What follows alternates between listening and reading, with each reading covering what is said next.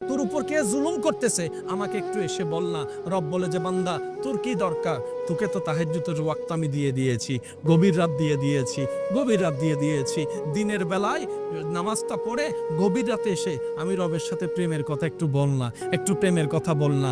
আমি গভীর রাতে তো আমি আল্লাহ ডাকতে থাকি, কার কি সমস্যা আছে বান্দা, আমি রবকে একবার বল, আমি রবকে একবার বল, আমি রবকে একবার ডেকে তো দেখ।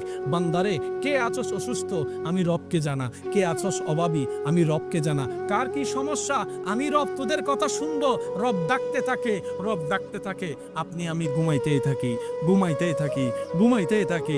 রব ডাকতে থাকে, অভাবী কে আছো আমার কাছে আসো। আপনি আমি ঘুমের মধ্যে থাকলাম, সকালটা হলো, এবার সেই অভাবটাকে কাঁধের মধ্যে নিয়ে অভাব দূর করার জন্য বিভিন্ন অনৈতিক কাজের মধ্যে লিপ্ত হয়ে গেলাম, আল্লাহ নারাজ হয় এমন কাজে লিপ্ত হয়ে গেলাম। রব বলে যে একটু অপেক্ষা তো করতে আমার জন্য। এই অপেক্ষাটার নামই হচ্ছে সবর, এই অপেক্ষার নামই হচ্ছে ধৈর্য।